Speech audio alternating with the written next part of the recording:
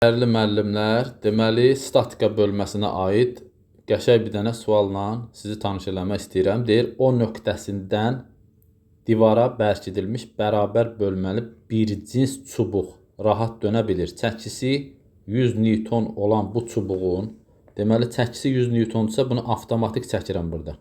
100 Newton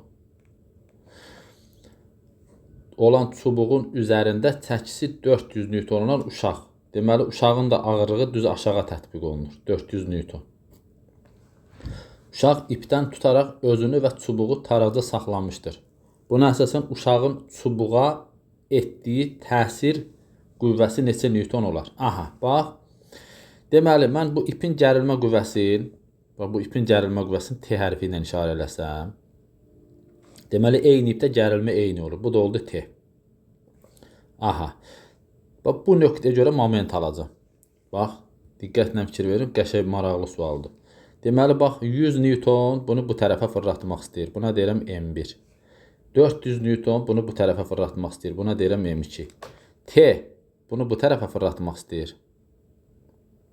Buna deyirəm M3.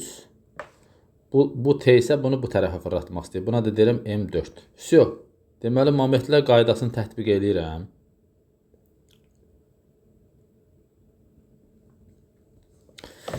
Aha, yazıram. Saat əqrəbi istiqamətində döndərənlər M1 üstəgəl M2-dir. Saat əqrəbinin əksinə döndərənlər M3 ilə M4-dür. Vəsiyo. M1-in momenti 100 vur. Qolu bax, buradan bura qədər olan məsafə 2.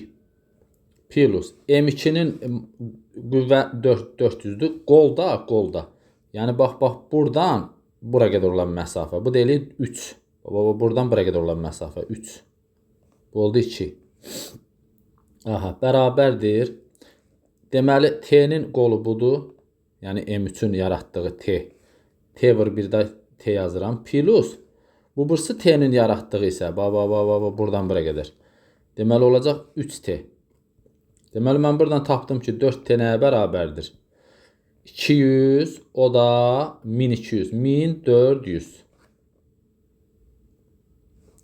Onda buradan mən T-ni tapacağam.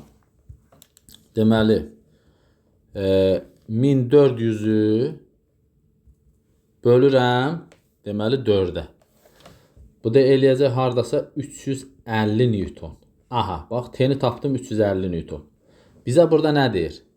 Müəllimlər. Bizə deyir ki, uşağın çubuğa təsir etdiyi təsir qüvvəsini tapın. İndi bax, burada uşağın çubuğa etdiyi təsir qüvvəsi.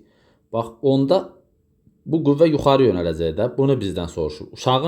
Uşaq çubuğa hansı qüvvə ilə təsir eləyirsə, çubuq da uşağa həmin qüvvə ilə təsir eləyir. Onda yazıram N üstəgəl T bərabərdir 400 və buradan bizə N lazımdır. Bu da eləcək 50 Newton. Diqqətinizə görə sağ olun.